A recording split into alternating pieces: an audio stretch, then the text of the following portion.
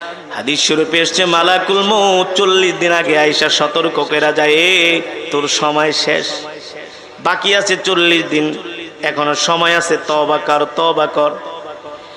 এমন করে একদিন কমে মালাকুল মউত কমতে কমতে যখন 3 দিন বাকি থাকে, কয়দিন? মালাকুল মউত সেই সময় দিনে 3 বার আছে, সকাল, দুপুর, রাত্রি।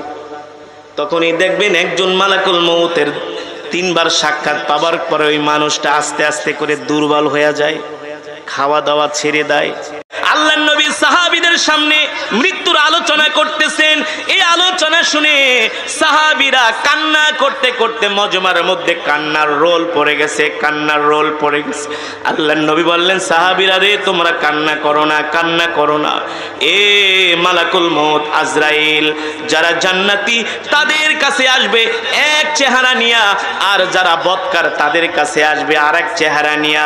আল্লাহর নবী দেখতেছেন সাহাবীরা মৃত্যুর ভয়ে, মালাকুল মউতের ভয়ে থরথর করে কাঁপতেছে। সাহাবায়ে কেরামদেরকে আশ্বস্ত করলেন। আল্লাহর নবী বললেন, ও সাহাবীরা, শোনো, যারা জান্নাতি হবে আল্লাহ তাআলা তাদের জান কবজ করার জন্য মালাকুল মউতকে জান্নাত থেকে একটা সাদা রুমাল দিয়া দিবে। আর আস্তে কোন সুবহানাল্লাহ। জান্নাত থেকে একটা সাদা রুমাল আল্লাহ তাআলা মালাকুল মউত আজরাইলকে দিয়ে দিবে, আর বলবে, মালাকুল মউত, এ আজরাইল, যাও আমার ওই বান্দার জান কবজ করে নিয়ে আসো, কিন্তু সাবধান, ওই বান্দাটা আমার পেয়ারা বান্দা।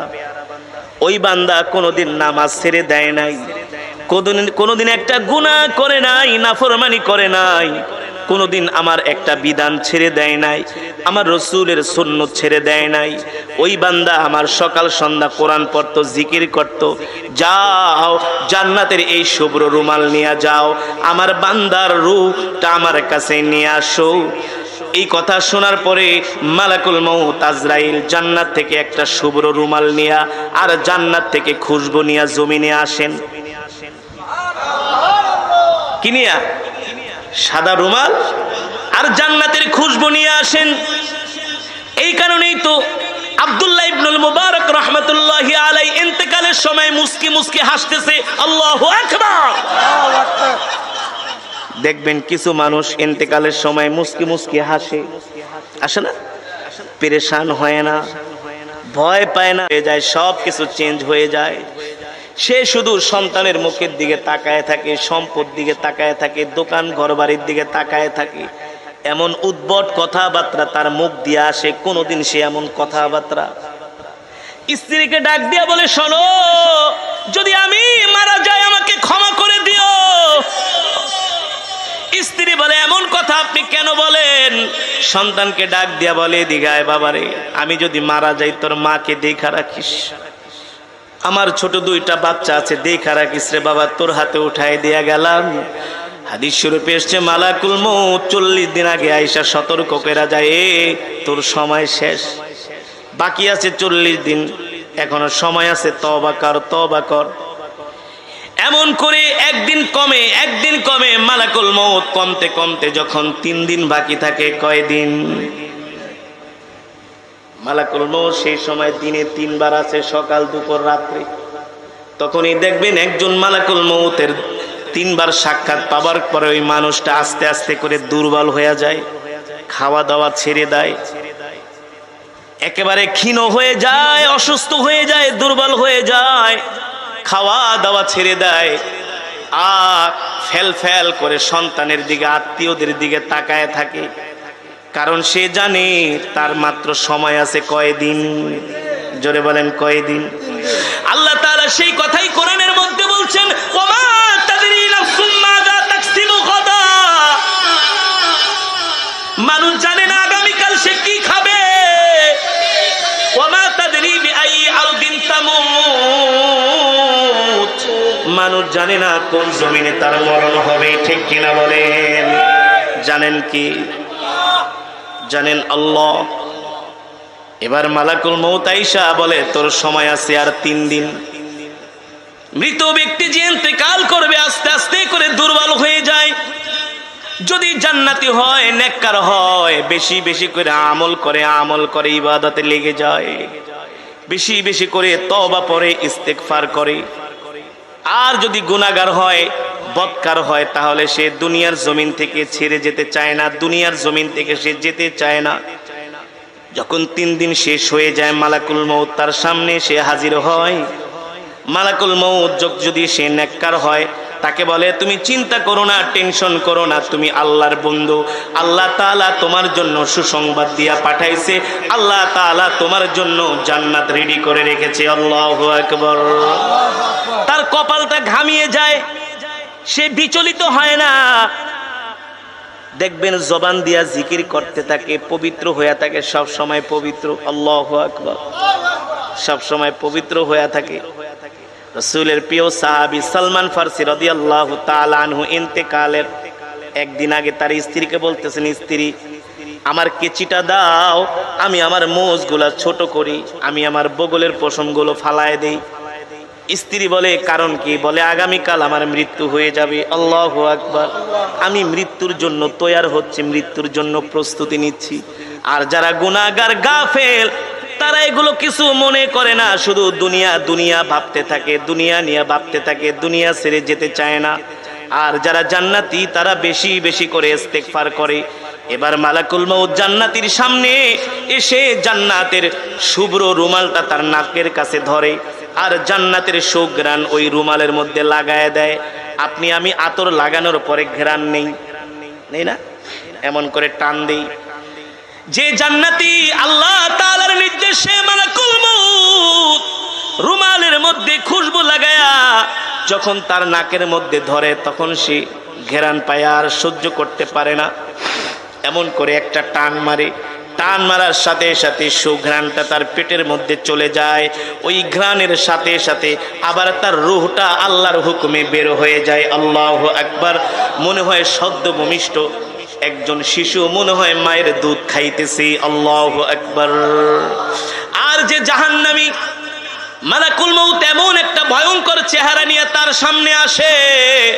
দেখবেন কিছু মানুষ ইন্তেকালের সময় চোখগুলো বড় বড় করে, অস্বাভাবিক আচরণ করে, হাত পাও নাড়াচাড়া করে।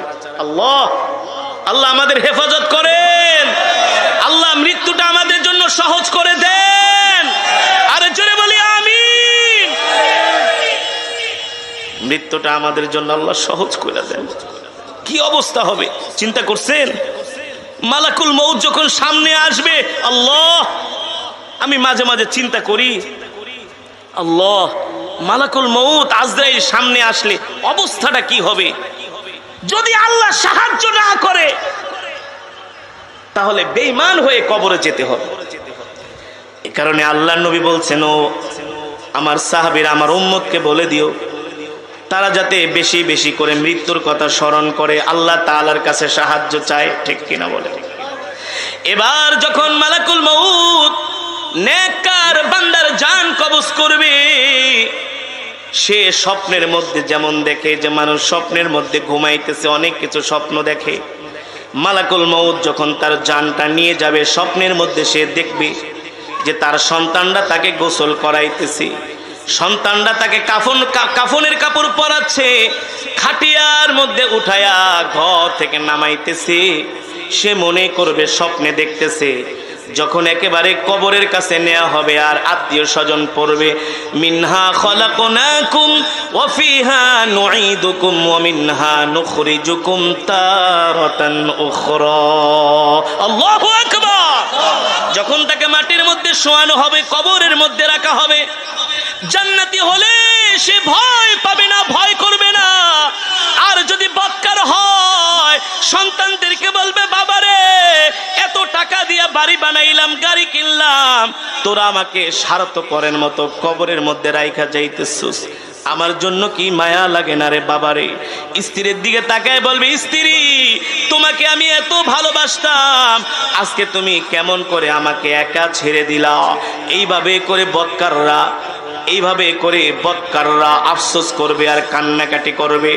আর যারা জান্নাতি হবে তারা বিচলিত হবে না।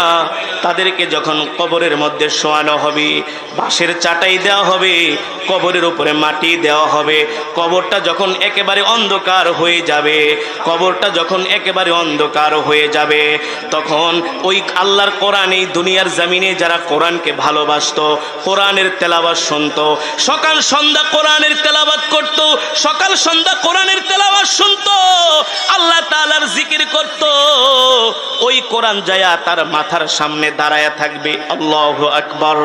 আল্লাহ নবী বলছেন, ইদা উদিআল মাইয়িতু ফি কবরিহি জাআল কুরআনু ইনদা রাসিহি। যারা দুনিয়ার জমিনে আল্লাহর কোরআনের তেলাওয়াত করবে, আল্লাহর কোরআনকে ভালোবাসবে, যারা কোরআনের মজমায় আসবে, ইন্তেকালের পরে এই কোরআন তার কবরটাকে আলোকিত করবে। যে কোরআন আমি আপনাদেরকে তেলাওয়াত করে শোনাইলাম, এই কোরআন আপনার আমার কবরে এসে কবরটাকে আলোকিত করবে। দুইজন ফেরেশতা আমাদেরকে সওয়াল করার জন্য কবরে আসবে। কয়জন? মুনকার নাকির দুইজন ফেরেশতা আমাদেরকে সওয়াল করার জন্য কবরে আসবে। আল্লাহর কোরআন বলবে, এই তোমরা কারা, এত বড় সাহস কবরে আসছো? ফেরেশতারা বলবে, সাহস মানে আমাদের কাজই তো এটা, আমাদের কাজই তো। কেন এসছো? বলে, আমরা তার কাছ থেকে কিছু সওয়াল করব, তারকে আমরা কিছু প্রশ্ন করব, কিছু প্রশ্নের উত্তর জানার জন্য আসছি। আল্লাহর কোরআন বলবে, গেট আউট, কবর থেকে বের হয়ে যাও, আমার দোস্তকে ডিস্টার্ব করবা না। আর আস্তে গন সুবহানাল্লাহ। আপনাদের চাহনি ভাবমূর্তি দেখে মনে হয় কোনোদিন মরবেন না, কবরের কথা মনেই করেন না। আরে এই চোখ একবার বন্ধ হয়ে গেলে আর খুলবে না, ঠিক কিনা বলেন? আমাদের আকাবের, আমাদের মুরব্বীরা, তারা কবরের চিন্তায় রাত্র ঘুমাইতো না, ঠিক কিনা বলেন? আর বর্তমানে মুসলমানরা কবরের চিন্তা ঠিকই করে, কিন্তু নামাজ এক ওয়াক্তও পড়ে না। আছে কি আছে না? কয় ভাই কবরে খুব ভয় লাগে কিন্তু নামাজ পড়ে না।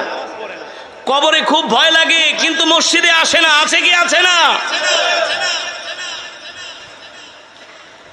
এবার আল্লাহর কোরআন ফেরেশতাদেরকে ডাক দিয়ে বলবে, যাও যাও, আমার বন্ধুকে ডিস্টার্ব করো না, আমার বন্ধুকে হতাশ করো না, কবর থেকে বের হয়ে যাও।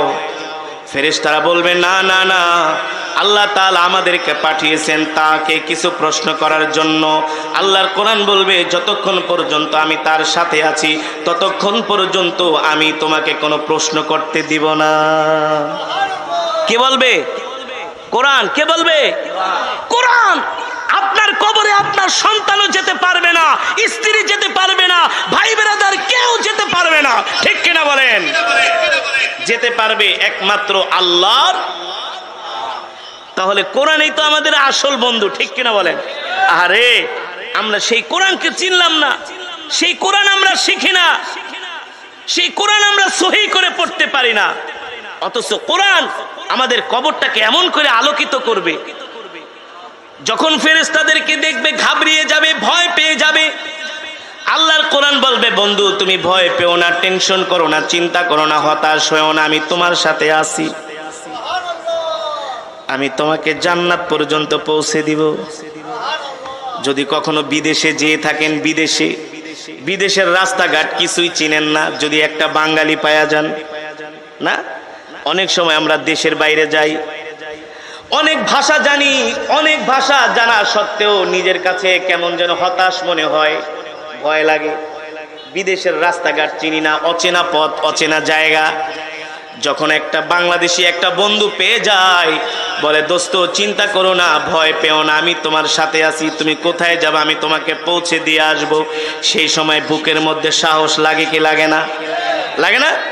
ঠিক কবরের মধ্যে এমন ভীত সন্ত্রস্ত হয়ে যাবে, ভয় পাবে।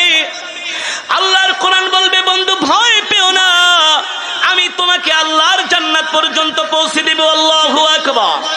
আল্লাহ তাআলা যখন হাসরের মাঠ কায়েম করবে, ইয়াউমা ইয়াফিরুল মারউ মিন আখিহি ওয়া উম্মিহি ওয়া আবিহি ওয়া সাহিবাতিহি ওয়া বানি, লিকুল্লি ইমরিইম মিনহুম ইয়াওমাইদিন শানুন ইউগনি। যেই দিন সন্তান বাবার পরিচয় দিবে না, বাবা সন্তানের পরিচয় দিবে না, সেই দিন একমাত্র আল্লাহর কোরআন আমাদেরকে পাহারা দিয়ে দিয়ে আল্লাহর জান্নাতে নিয়ে যাবে। আল্লাহু আকবার, জোরে বলেন আল্লাহু আকবার। যখন মিজানের পাল্লার কাছে যাবে, তখন মিজানের পাল্লায় যে ফেরেশতারা নিয়োজিত দায়িত্বে আছে, তারা আল্লাহর কোরআনকে দেখা বলবে যে যাও যাও, তোমার কোনো নেক আমল পাল্লা দিয়ে মাপার দরকার নাই, কারণ তোমার সাথে স্বয়ং আল্লাহর কোরআন আছে। আল্লাহু আকবার। মিজানের পাল্লায় তার নেক আমল মিজানের পাল্লার মধ্যে দেয়া হবে না, নিয়ে যাবে জাহান্নামের গেটের কাছে। দেখবে জাহান্নামের প্রহরীরা দেখবে আল্লাহর কোরআন তার সাথে আছে, কয় যাও তোমার জন্য 7 খুন মাপ। তো লাস্ট স্টেপ যাবে পুল সিরাতের কাছে, যে পুল সিরাত এমন এক পুল যেখান থেকে 1000-এর মধ্যে 999 জন পুল সিরাতের পুল থেকে ছিটকে জাহান্নামে পড়ে যাবে। আল্লাহর কোরআন ডাক দিয়ে বলবে, বন্ধু তুমি ভয় পেও না, আমি আল্লাহর কোরআন তোমার সাথে আছি, আমি তোমার হাত ধরে তোমাকে পুল সিরাতের পুল পার করে দিব। আল্লাহু আকবার, আল্লাহু আকবার।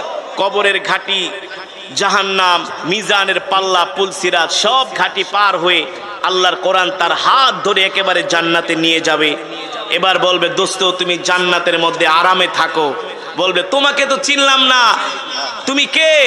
বলবে, আমি সেই আল্লাহর কোরআন যাকে শোনার জন্য মাইলকে মাইল হেঁটেছো, আমি সেই আল্লাহর কোরআন যেই কোরআনের জন্য তুমি জান দিয়েছো, মাল দিয়েছো, যেই কোরআনের কথা বলার কারণে জেলের মধ্যে ঢুকানো হয়েছে, তারপরও তুমি কোরআনের কথা বলা থেকে এক চুল পরিমাণ দূরে সরে যাও নাই। ঠিক কিনা বলেন? দুনিয়ার জমিনে তুমি আমাকে ভালোবাসছো, আমি কোরআনকে মহব্বত করছো, আর আমি কোরআন আজকে তোমাকে ছেড়ে চলে যাব, এটা হতে যাও। আমি তোমাকে জান্নাত পর্যন্ত এগিয়ে দিয়ে গেলাম, এবার কোরআন তাকে জান্নাত পর্যন্ত পৌঁছে দিবে। এ কারণে বলবো যুবক, এ কারণে বলবো বন্ধু, যুবক এখনো সময় আছে, আসো কোরআনের ছায়া তলে আসো, আসো আলেম ওলামাদের কাতারে আসো, আলেম ওলামাদের কাতারে শামিল হও। আল্লাহর কোরআন ছাড়া, আলেম ওলামা ছাড়া কোনো উপায় নাই। ঠিক কিনা বলেন? টুপি কিন্তু সবাইকেই পড়তে হয়, কেউ পরে 5 টাকার টুপি, কেউ পরে 500 টাকার টুপি। ঠিক কিনা বলেন? এখনো সময় আছে, আগে থেকেই টুপি পরো, মসজিদে যাও, 5 ওয়াক্ত নামাজ পড়ো, আল্লাহর কোরআন সকাল সন্ধ্যা তেলাওয়াত করো। আল্লাহ তাআলা আমাদের সকলকে কোরআনের সাথে সম্পর্ক রাখার তৌফিক দান